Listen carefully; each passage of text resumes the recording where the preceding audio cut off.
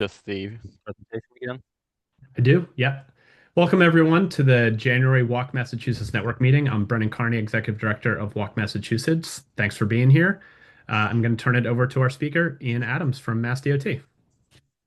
All right, thanks, Brendan. So, hi everyone. I am Ian Adams. I'm a traffic data engineer with MassDOT, the headquarters office. So that's mostly collecting and reporting on traffic data. Since I started just about 5 years ago, I've been in charge of the MassDOT Bike and Ped Count program, which has been, I would say, my favorite project. It's definitely the one I'm most connected to. I'm a cyclist most of the year and a pedestrian the entire year. I live in Medford. I grew up in Medford, so I'm used to walking around in the city. Um, it's my favorite project. It's also definitely been one of my most challenging. So I ran into Brendan at the Moving Together concert and asked if there was any opportunity to present on this. Recently, I've been trying to get a little bit more involved with advertising the program, letting people know this is a resource we have, letting people know that this is something that there's somebody on top of. So in addition to working with the bike and ped counts, I will be focusing more on the pedestrian counts for today, since this is a Walk Massachusetts meeting. But just know that we're also counting bicycles. It's a big piece of the program as well. But I've also become over time more involved in data management with highways and cars, and I think I've learned a little bit more about the history behind counting. Some of the background on what the state's roles have been historically with taking counts. Bike and ped counts are kind of generally a newer thing. I think we're one of the first 5 or 6 states that really have a comprehensive program. And because of that, there hasn't been as much guidance or information or just best practice in the history of that. A lot of this has been done by volunteer groups, volunteer people going out and taking counts by themselves. Before we came around to having more of a automated and technology driven pedestrian count program like we have today. So having counted on highways, doing cars, freight counts, buses, bicycles, and pedestrians, I think overall pedestrian counts are one of the harder types of counts to understand, one of the more misunderstood things, and I think also one of the more challenging modes to get useful data on. So I wanted to talk a little bit about the program and what we've done, but I also kind of want to illustrate that point on why I think pedestrian counts are, specifically special, especially with the kind of count program we have and, the kind of approach that I think it's important to take for them. So, um, to kind of illustrate that point, I want to show the kinds of traditional counts that most DOTs around the country are used to taking at this point on highways.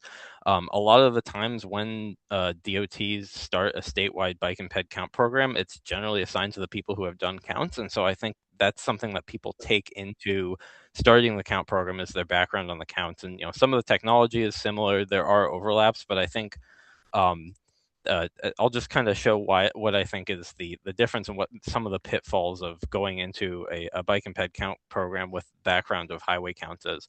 So if you're counting on a sort of traditional highway, this is just sort of a standard cloverleaf. I think it took Route 2 at 95 in Lexington.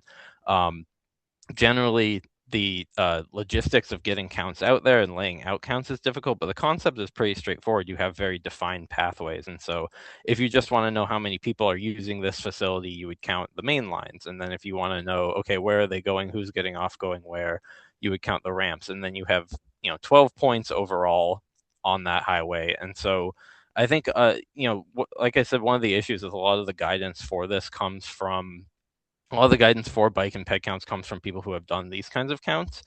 And a lot of the guidance is based around finding, large scale, big picture statistics and not very specific sort of drilled in locations. And so you have the issue where a vehicle interchange looks something like this and a pedestrian interchange looks, something more like this. This is a photo, an aerial photo of the Ohio State campus in Columbus, Ohio. And I like to use this to kind of illustrate pedestrian pathways because it's one of the rare places where I've seen a lot of unusual movements kind of paved rather than just as lines in the dirt where you can see people form desire lines and walked.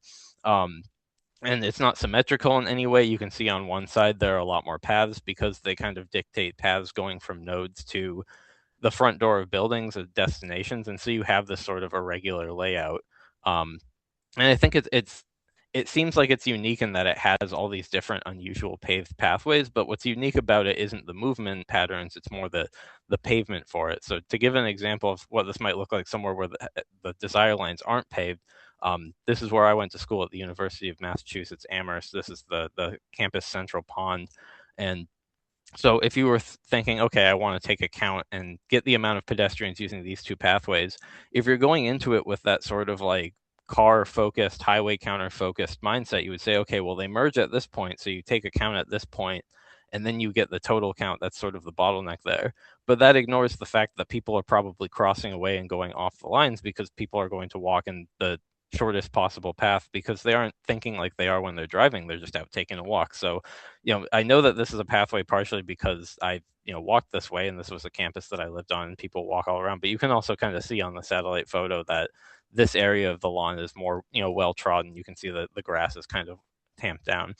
And so I guess, like I said, the point I kind of am trying to make here is that while this might look like a unique piece of pedestrian infrastructure, it's only unique in that all the pathways are paved. And, this is kind of actually a good illustration of what any open space would look like if everywhere that people walk is shown. And I think that our count programs kind of have to take into account that when you're deciding where you want to take counts for, a highway, the points are kind of obvious. There's bottlenecks all over the place. Whereas if you're trying to get an accurate reflection of how many people are actually out and about in an area and using a facility, it can be a lot harder to find those bottlenecks and pinch points and, figure out where exactly you need to go to represent the actual population of people who are using the facility. So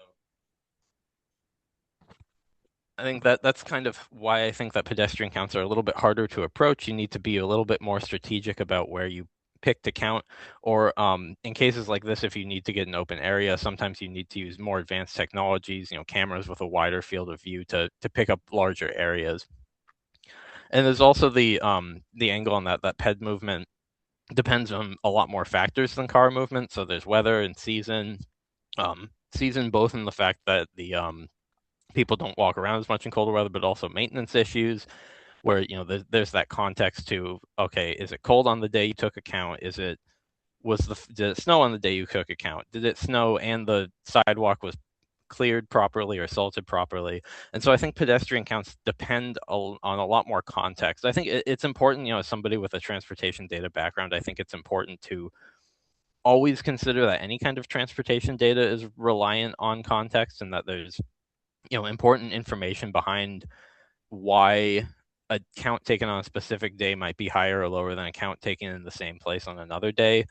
There's obvious ones like, is it a weekday, is it a weekend, and weather is another factor even for cars. But I think that for pedestrians, it's much easier if you just have small amounts of data at different points. That if you take that data outside of its context, it can be either deceptive or it can give you an inaccurate reflection of what the actual case is. So I guess that's kind of the central point, and just something to think about on collecting data on pedestrians is that there's a lot of complex movement going on.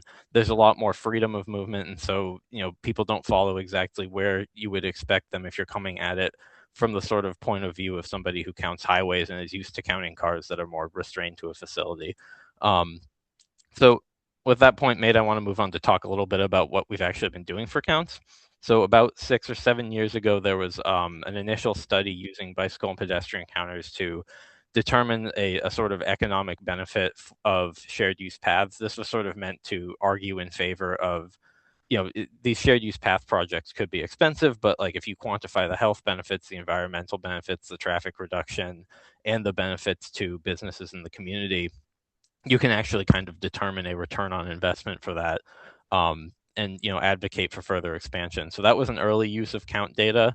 That was, I think, the first time MassDOT actually went out and installed physical permanent counters in the field. And then a couple years later, I was hired during the development of this pilot program for our official bike and ped count program, which was a sort of 8-location count program to test our technologies that we had selected for bike and ped counting out in the field. So different technologies, different kinds of locations, intersections, on-road facilities, off-road facilities, bike lanes, separated trails. And I was hired after the location selection for this, but was involved very early in my career on the installations and then the early stages of data collection. Since then, we've done annual ad hoc installations where we will or I'll go around and ask different groups, regional planners, planners in our Office of Transportation Planning, our program management group, various people who use this kind of data for their decision making around the state. And I'll get suggestions and thoughts for where might be a good location to install. And then we'll do sort of an annual round of selecting where we want to put counters each given year. So this image of the pilot program is kind of what we started with.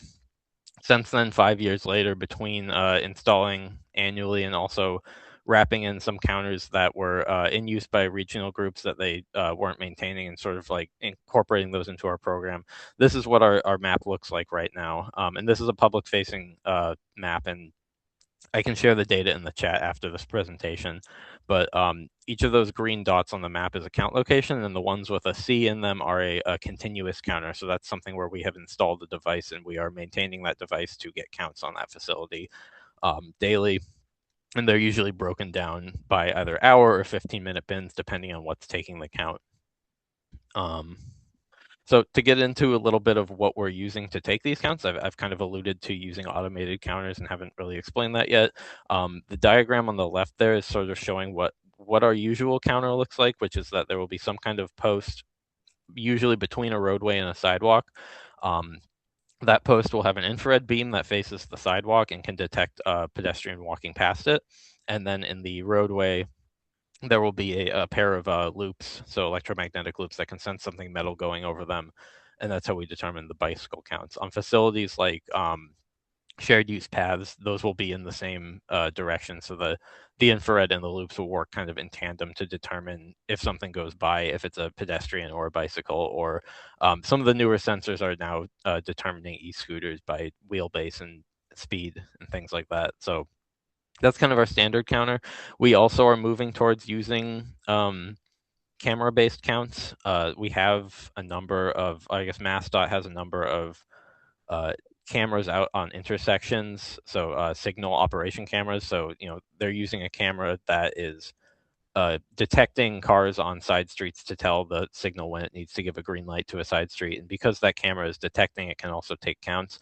I'm iffy on how good those are for collecting pedestrian data just because they tend to be very high up in the air.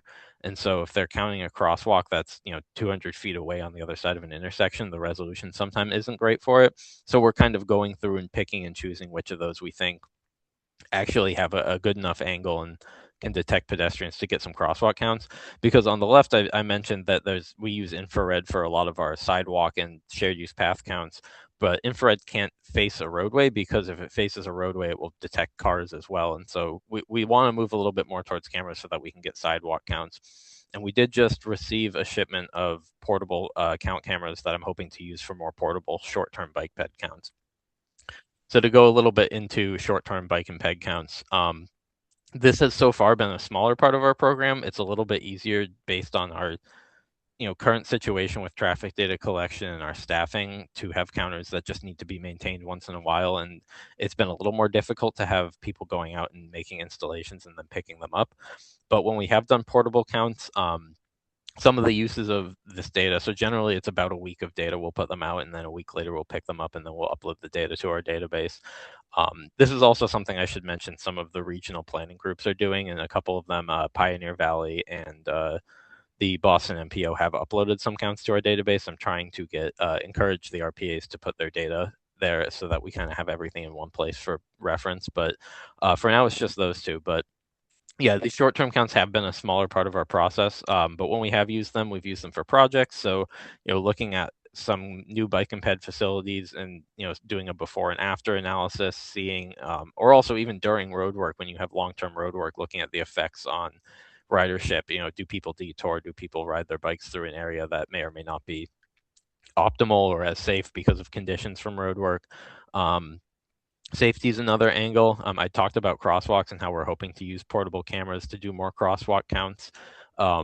That's particularly useful because when you're determining what kind of safety treatment to put on a crosswalk, do you need a full signal? Do you need a flashing rectangular beacon? And then also determining when you have high crash locations, contextualizing crash data with how many people are using a facility. If you have 10 pedestrians getting hit, it's much more severe if there's only 100 crossings a day as compared to 10,000 crossings a day.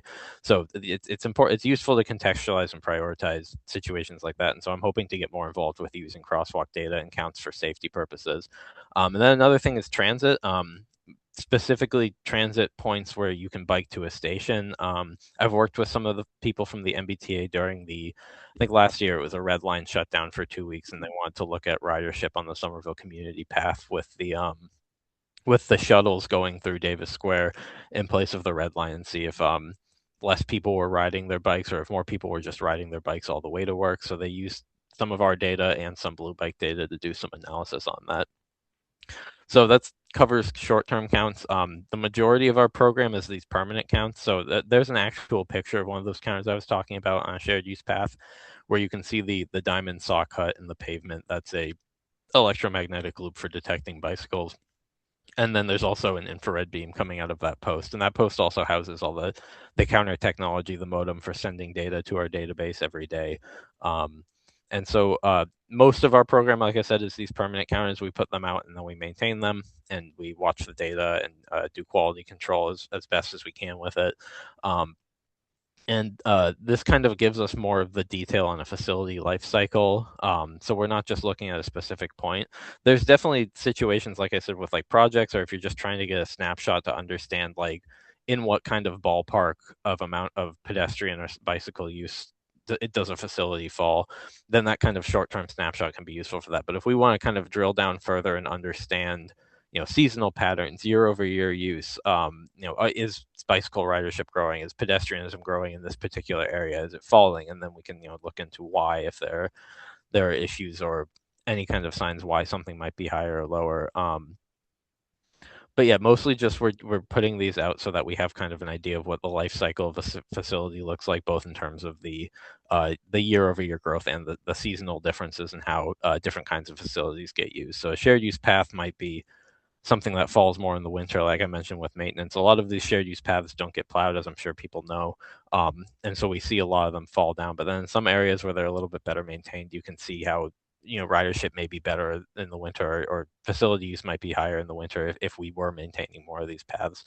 The issues with these counts is they are more inflexible once we have them installed. That's the point they're at, and so that's when you kind of fall into that.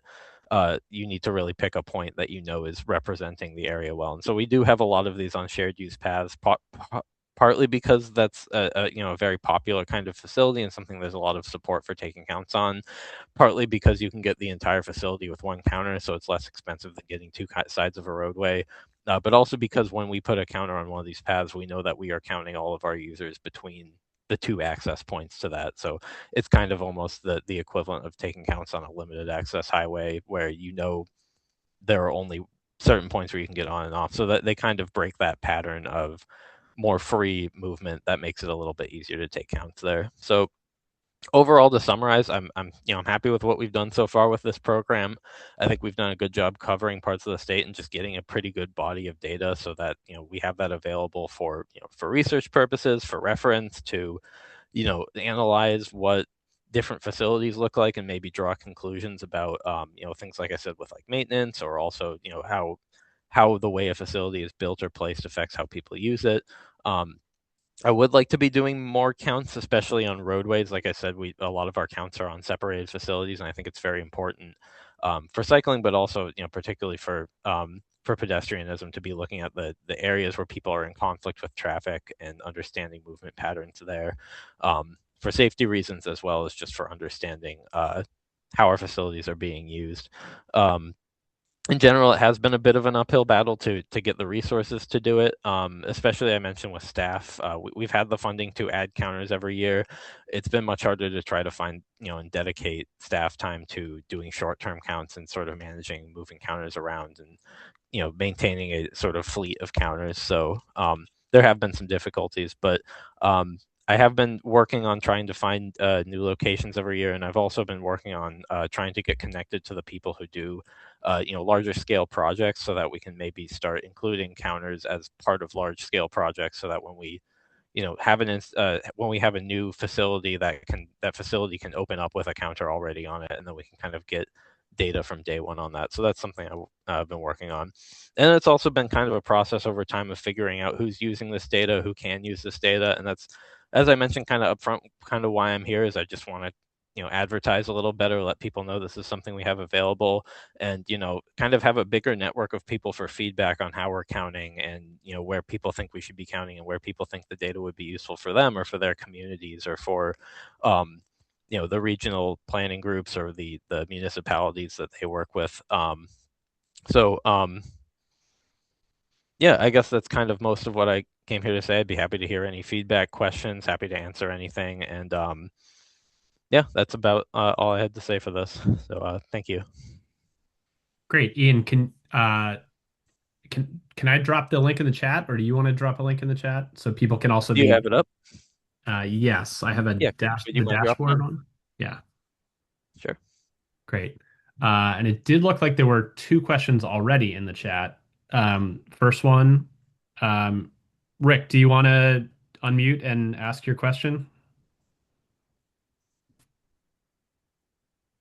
Yes, can you guys hear me okay? Yes. Yep. Awesome. Yeah, Ian, thank you guys for the presentation. Great topic. Yeah, so I used to work out in Colorado, and I actually done a study with the city and county in Denver at the time, and they were interested in kind of deploying more permanent and portable count locations. And as part of that study, we helped them validate the accuracy of the data that was being collected and some of the promises that were being made by some of the vendors out there and almost over promising the accuracy of the data. So I'm just curious if MassDOT has done any kind of compliance or accuracy data with, video monitors actually validate the counts with, human observations, that kind of thing. So thank you. Yeah, absolutely. That's a great question. I probably should have included that in my presentation. But yeah, so when we've approved counters, we kind of have a pre-approved list. It's a similar process to when we like approve a piece of equipment for road work. And our requirement, I believe, was 90% accuracy for pedestrians at least. So we did manual counts after we did the initial round of installations. When I was, brand new and had much more time at my job, I would actually go out far more often to the locations and count just to make sure things were still counting accurately. I've done less of that recently, partially because of, having more responsibility 5 years into my career, and partially because we now have 30 to 40 counters instead of 8. But the technologies themselves we have done tests with, and we haven't installed anything that hasn't met that. And from what we found, mostly from those manual counts, the sort of in-ground infrared combo sensors are usually around 90% accurate, and then cameras, depending on conditions, lighting conditions, and other factors. An optimally set up camera is usually around 98% accurate, from what I've found. So, yeah, that we do check those for accuracy. I wish I could get out or have more people involved in this project so that somebody could get out and do more. Every couple of years, check that the counter is still counting accurately. But that has become kind of a less of it, and it's more just checking, going through the data and looking. It did something like dip 20% from last summer, and could that potentially be an issue? And we have a couple of automated checks in from our database provider MS2 that sometimes catch that and inform me, and they stop publishing the data if something is wildly off from what it looks like, or if it's like missing like several hours of a day or stuff like that. Thank you. Great. Alexis, you want to ask your question? Yeah, so I know that DCR started plowing, I think last winter on their section of the Mass Central or Norwatic network. And I was wondering if I could do we have year over year, since we have a full year of winter riding that's plowed and now we're into our second season? Because this isn't, I'm sure you know, a hot topic. Yeah. Oh, absolutely. And I've heard people say they don't want the trails plowed because they want to cross country ski on them. So it's controversial. But do you know if that section includes Hadley? Because we do have a Norwatic counter in Hadley that's Yes, been yeah, there since it's Hadley and 2020. Amherst has been being plowed, or at Okay, least yeah. that's what I was told. And I think they were last winter. Yeah, we should have that then, the year over year for Hadley. Okay, I'll email you. Sure. Great. Looks like there's another question. Anita Johnson. Anita, do you want to? I can read it off, or you can unmute. It's up to you.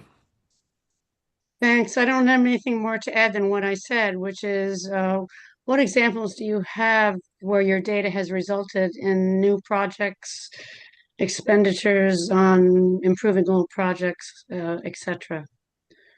So most of what I've heard for this, because I've been more focused on the data collection side, I've heard from our regional planning groups. I've talked a lot with Pioneer Valley. They have repeatedly mentioned one of our counters. So I don't know if anyone's familiar with the Connecticut River Rail underpass in Springfield. It's essentially just a tunnel under a railroad that was kind of restricting access to a new, I think it's a middle and high school. And I've been told multiple times by Jeff from PVPC that they've used that data to sort of show the benefits of, if you put a walkable facility in a non-walkable neighborhood and put a walkable connection point to a school, you'll see, 400 out of like 800 like kids going to that school using that walking facility. And so that's an example that I've heard it be used for. Um, that's the first one off the top of my head. I'm sure there's other cases. Great. Thanks, Ian. Eric, I saw you came off on video if you want to ask your question. Great to see you. It's nice to see you too, Brendan, and thank you. Ian, thank you so much for this presentation. I wanted to ask about vandalism, particularly on the eco counters. I've had mixed success. I used to be with Rhode Island DOT, and we had a bicycle and pedestrian count program. And all of the counters with the infrared post, every single one of them got destroyed on the rail trails that they were installed. I'm wondering if you can tell us about your experience or MassDOT's experience with vandalism for any of the equipment that you've been using. Yeah, you know, I I feel like I've gotten relatively lucky compared to what I've heard from other people. We've only had like I want to say three or four sites that have been like vandalized. So there was one on the Longfellow Bridge that somebody just broke open a box and took whatever they found in it out, and that counter was gone. There was one where somebody knocked.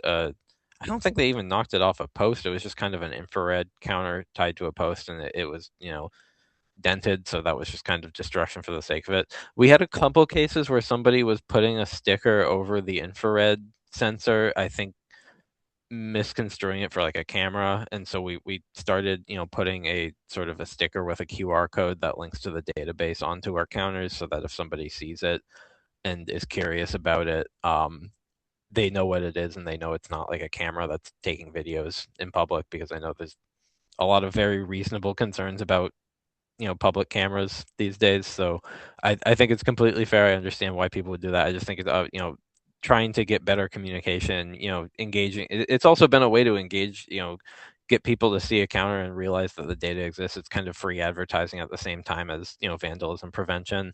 But we haven't had like all of the counters on a facility get knocked over. I'm sorry to hear that happened in Rhode Island. But yeah, I have heard more from other people about vandalism issues, and I've experienced it myself. Like I said, we have something like 30 or 40 counters out there, and over 5 years, I've only had like, I want to say five or less instances where something was vandalized. Thanks, Ian. Of course. Uh, Ian, I have first off, if other folks have questions, feel free to put them in the chat or raise your hand. We've got plenty of time to tackle these questions. I know I like started jotting down a bunch of different things. My question is, you did mention that like the volunteer-led efforts and stuff like that. I know Somerville has had like a pretty rigorous volunteer-driven effort. It's that has been going on for a number of years now. Um, I don't know if they're able to submit that information to your database as well. If there's a way to col collaborate and have MassDOT be the one true database Hmm. that has all this stuff. And I know City of Boston had started doing a uh, pretty serious bike counts, which may or may not be still happening. But they had been doing that for a number of years as well at like 60 locations in throughout the city. Yeah, I'd be happy to collaborate with municipalities. So for counts that are like volunteer based, they would have to sort of input them into a like uploading spreadsheet that's in the format that the database likes. For other kinds of counts, like I know Boston also uses eco counters. There is a like an API between eco counters database and our database that would kind of automatically upload those if we just connected them properly if they were interested in publishing the data. Like I said, the more data that's on this database, the better it is if I link it. The more useful those QR codes we're sticking onto the counters are. The more likely they will connect someone with the data they're looking for. So yeah, I'd be happy to work with the municipalities if you have contacts, if you have people who are interested. Great. Um, well, here's Adam from one of the regional planning councils, and maybe he's got a question. Hi there, Ian. Thanks for the presentation. It's informative and pretty closely aligned with what I do in central Massachusetts.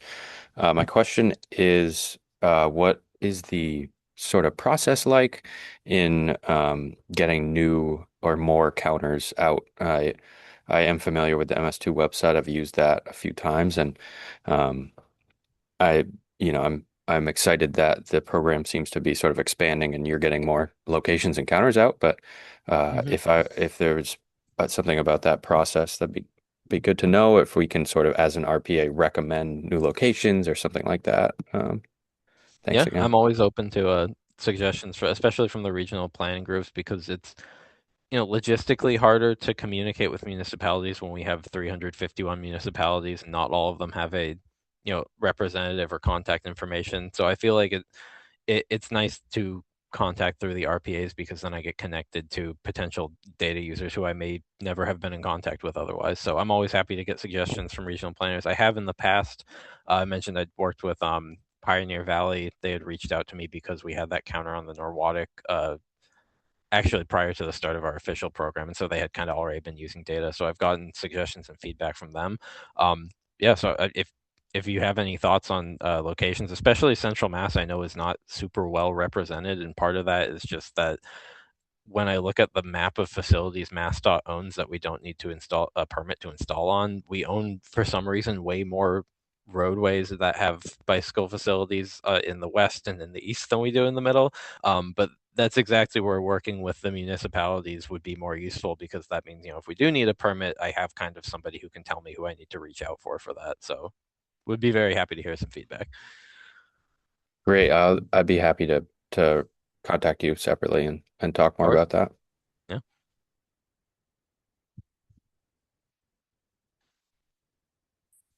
Great. Are there other questions out there? I saw a couple other people came off video, so I don't know if that was in anticipation of asking a question or not. So,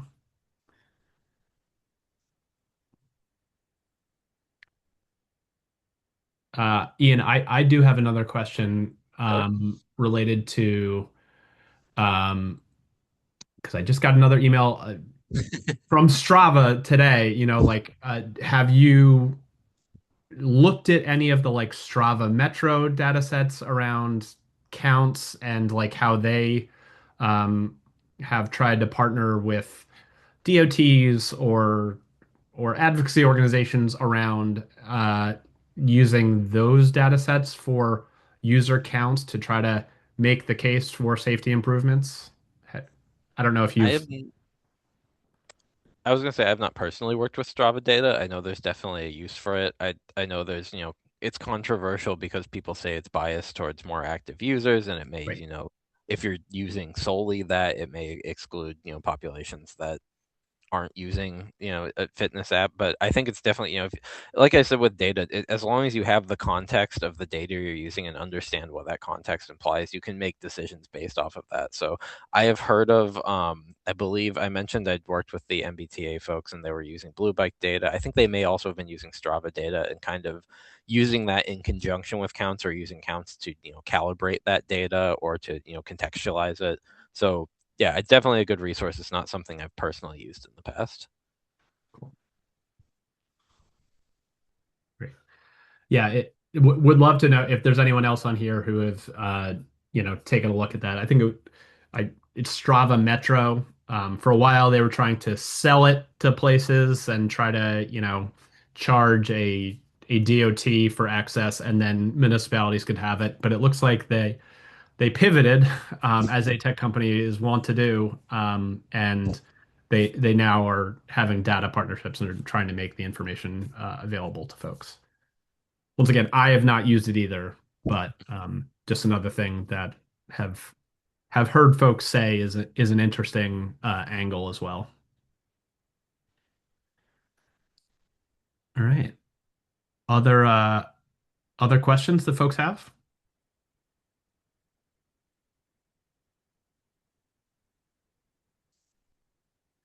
Um, Ian, you touched on it briefly, but um, so all of this technology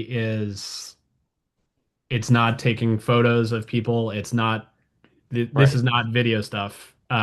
So there are way less privacy concerns than other uh, video tracking information. But That's right. We're um, not like saving video. It's like a live video detection that is using the video to identify a moving object, classify it as a bicycle, a pedestrian, a car, and then, storing the data of what that is, but not like the video data itself.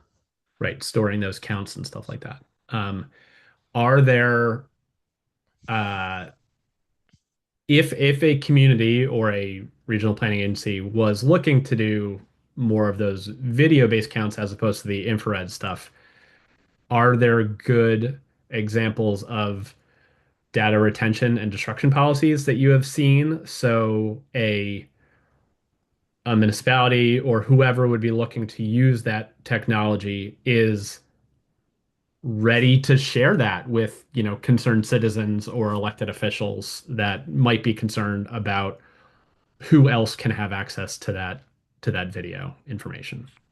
Right. As far as I'm aware, I think it depends on the type of camera. There Mhm. are right now like maybe a dozen new camera vendors trying to pitch their bike ped count camera. So we're in kind of the evaluation stages of it. We've worked with Myovision in the past because they do those intersection cameras that our districts use for signal operation, and that's one example. And then EcoCounter also just came out with a camera that we're going to be testing out soon. I'm not sure if there's like quite an industry standard yet on if the video gets deleted or not. I know that for the EcoCounter, at least they've told me because I've asked, because I know that as the state we're not allowed to be holding on to video of people. So my understanding is that like most of these cameras, if they want to be selling to states and municipalities, are recognizing that there are privacy laws in place and are using data collection formats that prevent us from having those kinds of concerns. But I think I can't speak for every single vendor out there on the market because there's just so many of them and we haven't tested all of them yet. That makes sense. But I'm glad that like Yeah, they are hearing what the market wants and is being responsive. absolutely. It's One of great. the first questions I ask any of these vendors whenever we, let them do a sales pitch is, Right. are we going to get in legal trouble for using this, basically? Great. Yeah. Yeah. I mean, that's good to ask. Um, can you just clarify for Eric? He said you mentioned it but failed to jot it down. On the count dashboard, some icons on the map have C on them and others don't. What is the distinction? Right. The C stands for continuous. So the ones that don't, that's a short-term count where somebody took a week or 48 hours of data, and then that was like a temporary installation. The C's are all permanent installations. Can you actually just bring up the dashboard so Sure. like you can That's a good call. Let me just pull it up. I probably should have had this up already. all good. Yeah. Bear with me a moment. I'm using a conference room, so the screen that I'm sharing is up on the TV next to me, so I'm not used Oh, to that's always fun. It's always navigating fun. it. I I also dropped the link in the chat if it's easier just to click. Oh, that probably would have been easier. Uh,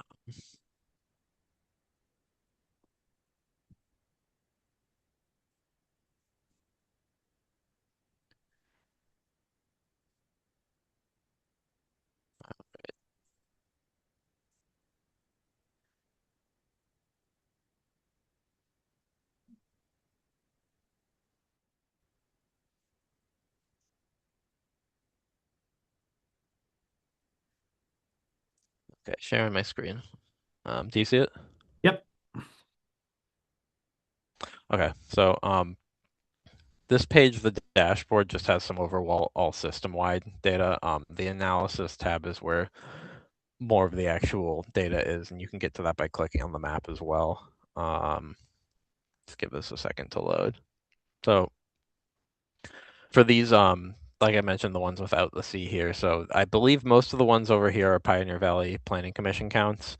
So the C's you'll see here. So I mentioned this permanent counter in Hadley earlier because Alexis had asked about it. No, that's a different one actually.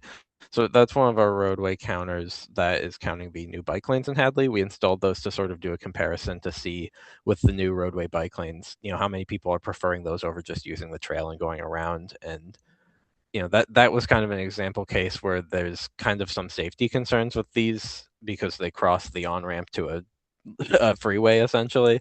And so there's these big wide gaps where people are going to be turning in and you're kind of out in the road on a bicycle. So that's some interesting comparative data to the trail.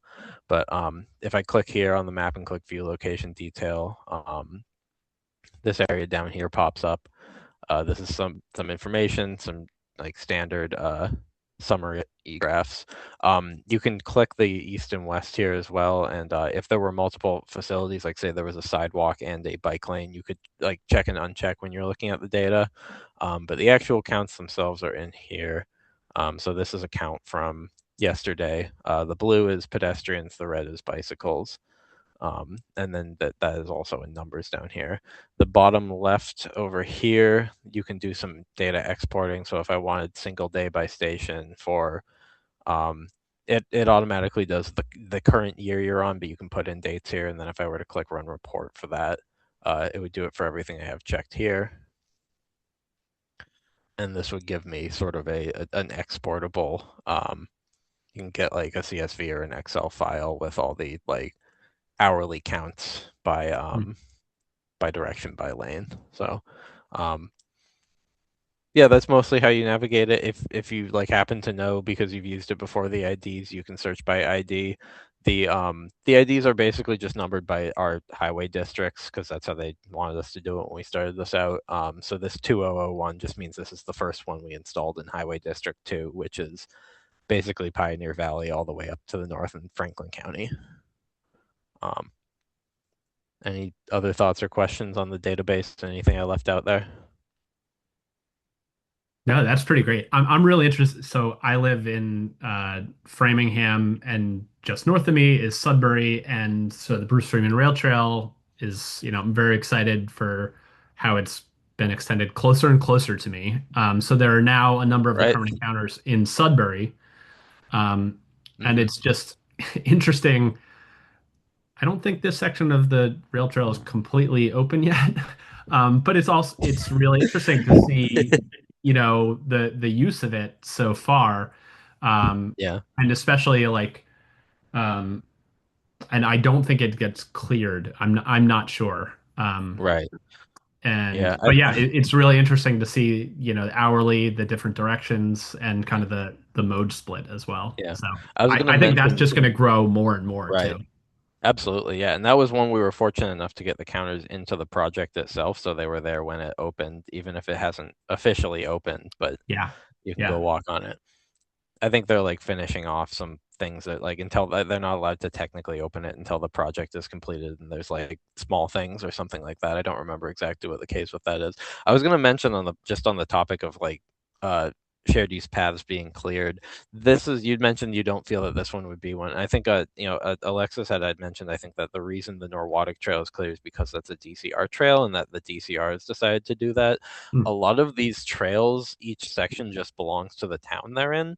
And I think part of the issue with getting them cleared is that you would need 3 individual DPWs in Sudbury, Acton, and Framingham if it gets down there to all decide to clear their section of the trail or to come up with some group maintenance agreement. And so there's this like multi-jurisdictional issue that I think has gotten in the way of a lot of trails being plowed. Is just figuring out who's responsible for it or who can work on getting a sort of unified plan for it. So I think it happens more often on those DCR trails than it does on these municipally owned ones. Yeah, that makes a lot of sense. Yeah. There's a question from Christina in the chat. Christina, do you want to ask that? Yeah, sure. So, I know you were referring to, especially this location, saying that it was included as part of the construction of the rail trail. I was just wondering, how does that work with the device, like owning and maintaining? If there's anything that's damaged, does MassDOT continue to like monitor and maintain the device, or is that responsibility then passed on to the municipality to take ownership? So we've never had an official legal document for this, and this is something I'm working on with trying to get more of these into a program. Is that in some cases, if something is like on a side like public sidewalk, um, some municipalities may want some kind of agreement that says what we're responsible for and what they're responsible for not doing, or if they have to, if they're allowed to move it, does the device belong to them? It's kind of murky specifically what the like legal implications are, and it's something we're working through. But for now, I'm of the opinion that MassDOT should maintain it because we have a count program. We have experience. It's usually just replacing batteries on these because when you're putting them out in the field, they don't tend to have a electrical connection, especially on these projects that would make it far more expensive to do an electrical connection. So usually we're just replacing batteries. Occasionally, like I said, something is damaged. Um, but I personally am of the opinion that if we have the count program and we ask for something to be put in, then it becomes kind of wrapped into our maintenance program, unless there's a case where a town really wants to have full ownership of their own counters. But for the most part, I think if we were expecting each municipality to maintain it, I would be spending more time chasing down individual municipalities than I am, working with our maintenance team to just go out and replace a battery. So that's my stance on it, and that's kind of what I'm hoping to move towards as we deploy more counters this way. Okay, great. Yeah, thank you. I'll stay tuned with that as it develops. Great. Well, being cognizant of time, we have less than 10 minutes for the hour. Are there other questions that folks might have? Ian, my question is, how do folks follow up with you? What's the best way for them to do that? So far, the best way has been by email. I don't know if I'm gonna start being flooded by emails. I haven't been too overwhelmed by it yet. Um, so that's been the best way to reach out. I think there's like an official MassDOT traffic data collection inbox, but to be honest, because we haven't used it for that, I don't really keep up with that as much. That's more for the people collecting car data. So I'm happy. I'm fine with you giving out my email. I don't get too overwhelmed by emails so far, and if it becomes an issue, I can work on some other way for people to reach out to me. Perfect. It's in the chat. If folks are All right. looking for Ian's email, it is in the chat. So great. Okay. Well, last call for questions. Otherwise, thank you so much, Ian. This has been great. Really Totally. appreciate it. Happy to come present. Great. And just to let folks know, next month we actually just changed the date of when it's going to happen. It's going to be Chris Carter and Jacqueline Youngblood, also from MassDOT, will be talking about the Micromobility Commission report. The Special Commission on Micromobility was charged with producing a study that includes a review and recommendations. It will be released anytime now. We had to change the date because they got asked to present at the MassDOT board meeting. We figured, you know what, that's a good excuse. They can head and do that. So they're going to be sharing their recommendations coming out of that report on February 26th at 1 p.m. We hope you can join us for that. All right. Well, thanks everybody, and have a great rest of the day.